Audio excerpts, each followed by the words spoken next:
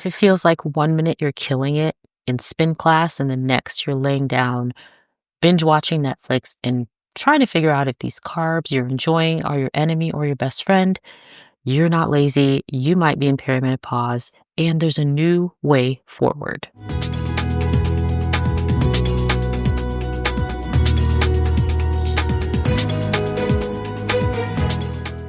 Welcome back to the Health Walk Show, a woman's journey to holistic health. If you've ever felt drained, stuck, and in survival mode, or like you've lost yourself while taking care of everybody else, you're in the right place. I'm Jacqueline, your host, a health coach and fellow recovering do-it-all woman.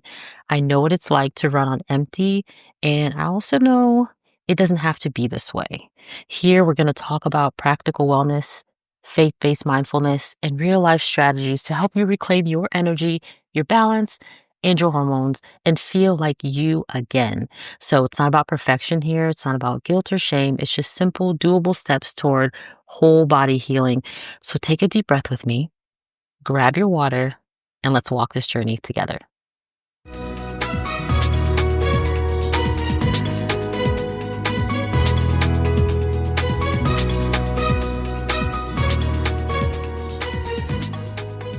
Today, we're diving into the groundbreaking book, The New Menopause by Dr. Mary Claire Haver, a board-certified OBGYN who is rewriting the wellness playbook for women like us. We're going to break down her top insights into exercise, nutrition, and mindset so you can stop spinning your wheels and start syncing with the wisdom of your body. I highly recommend you run to Amazon and get this book. I believe it's on audio as well, and you will not regret it. It's extremely, extremely helpful. So part of what she talks about is symptoms. She talks about strength training. She talks about nutrition. She talks about hormone replacement therapy, and I'm going to kind of share a little bit of the things that I got from it. So I've been talking to a lot of different women who talk about their symptoms, right? And a lot of the symptoms everybody hears about is hot flashes and maybe weight gain. But there are so many more symptoms because there are estrogen receptors all throughout our body, and everyone's symptoms are going to be different. So there are hot flashes, anxiety, itchy ears, dry skin, itchy skin, sleep disruption, bone loss, urinary symptoms, loss of lubrication, cognitive issues, mental health breakdown, frozen shoulder, vertigo, and on and on and on. And so many women don't know what to expect in perimenopause or menopause, nor do they realize that some of the things they're feeling is the beginning. They're in that perimenopause phase, and they just don't realize it. They just think like, oh, I'm feeling stiff. Like if your shoulder feels like it hurts to reach above your head and things like that, that's frozen shoulder. And you want to work on that and do some physical therapy. There's things you can find on YouTube because you don't want that to get worse and, have to have surgery when it can be preventable, if that makes sense. So I don't know a whole lot about estrogen, but I have been learning so much. And this book definitely talks about it in greater detail. So estrogen, it doesn't just affect your period. We know about like the phases of our period when we have higher estrogen or higher progesterone. Well, the New Menopause book goes into how it impacts your muscles, your bones, and your metabolism. So another thing is a lot of women, including myself, were finding that, we didn't necessarily have a bad diet or bad eating habits or exercise habits, but gradually we're just gaining weight, and then you might even be increasing your exercise and it's like you're still gaining weight.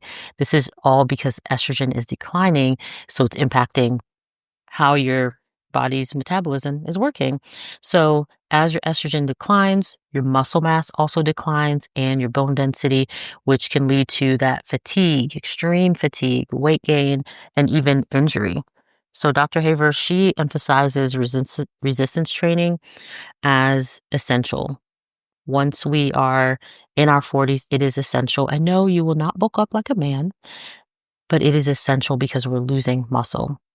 And we need this to continue to be able to take care of ourselves and have mobility throughout the length of our life. And so she recommends in this book, and I've also done an episode on this, lifting weights 3 to 4 times a week.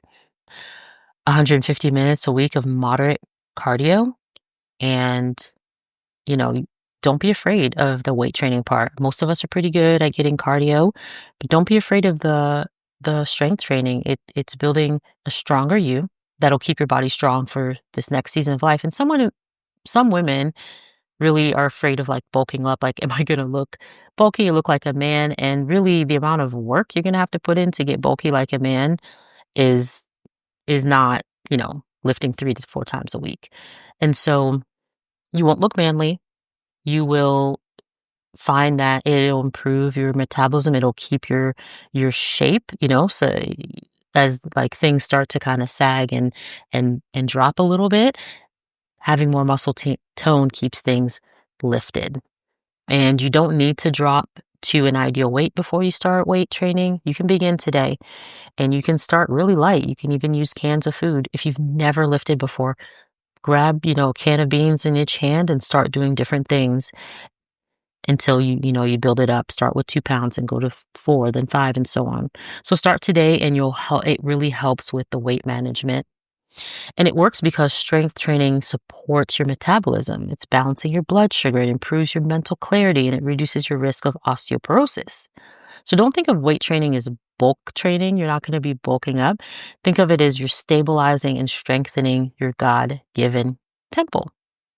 You can be like that Proverbs 31 woman and gird yourself with strength and make your arms strong. That's in Proverbs 31, verse 17. Another part of this book, she talks about fueling our bodies in our 40s and beyond. And you want to nourish yourself so that you can flourish into who you are becoming. And many of us in midlife unintentionally are under eating, especially protein. I know I've been guilty of this. You get busy, you get distracted, you forget to eat, and then you're just like snacking on random things.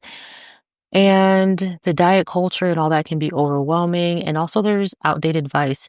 Outdated because there's more research out, but also outdated because what worked in your 20s is not going to work in your 40s and 50s. So she really recommends an anti-inflammatory diet, Mediterranean style diet that supports your hormonal balance, but reduces chronic inflammation. So you want to aim for 80 to 100 grams of protein a day. Fill your plate with fiber, healthy fats, leafy greens, whole grains, and colorful fruits.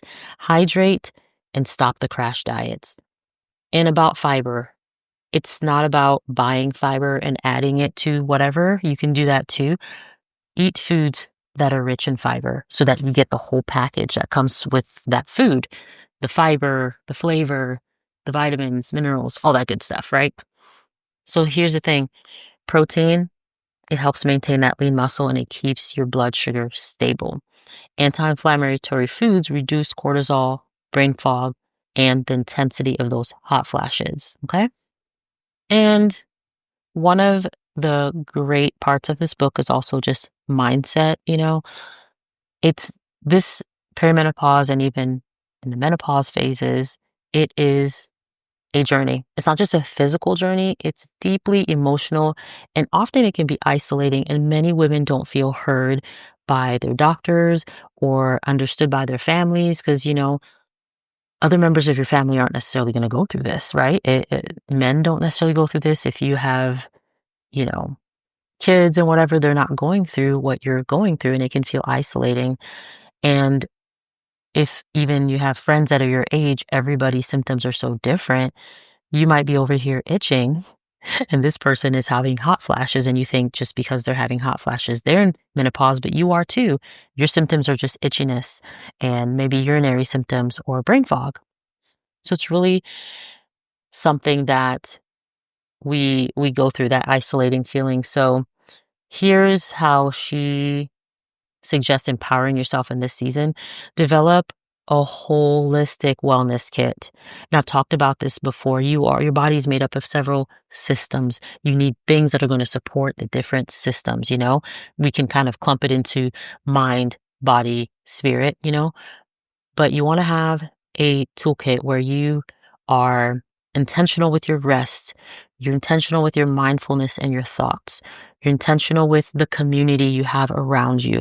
You're intentional with your nutrition and with journaling and with strength training. Seems like a lot, but it's all part of the kit that's going to empower you and strengthen you through this season. Be an advocate at the doctor's office. Be as informed as you can be. Ask for full hormone panels. Discuss options with hormone replacement therapy. And, there's new research on that before we were told that it causes breast cancer and things like that. And, there's more research that's been done, and hormone replacement can be very effective for some women. So talk to your doctor and see if that's an option for you. And reframe this process of perimenopause. It's a sacred transformation, a transition. It's not a breakdown. It's not you're no longer valuable to society. It's not you're no longer beautiful or all of these things. Like, there is beauty and grace and elegance and wisdom in this season, and really embrace that and look at it as a transformation and not a breakdown. And when you embrace this season with agency and grace, you can move from surviving it to thriving in it. And also, you can create a playbook for if you have daughters, because they're going to experience similar things that you are, and you can help prepare them. And so, this is not the end of your vitality, it's the beginning of your wisdom walk, right? So, to kind of summarize this again, this book is a wonderful thing to have as a resource to go to and reference. You know, my big takeaways were about strength training and about the mindset we need to have in this season, the protein we need to take. That's a really hard one for me. I'm always working on. And then also advocating for yourself in with your doctor and with your routines. As we end our time together, I just want to remind you the season doesn't require perfection. It requires you to be present. You weren't made to fade in this midlife. You were made to rise in wisdom, strength, and truth. Your body is changing, and it is not a curse. It's a divine invitation to care for yourself with deeper intention. So today, may you move your body in strength, feed your body with joy, and show up in the world with power rooted in peace. You're not behind. You're not broken. You're not breaking down. You are blooming into something beautiful, and you're being rebuilt. So stand tall, eat well, speak up. And if this episode blessed you, share it with a friend, leave a review. Let's build a sisterhood of strong, wise, well women. Till next time, walk forward in fullness of who you are and who you are becoming.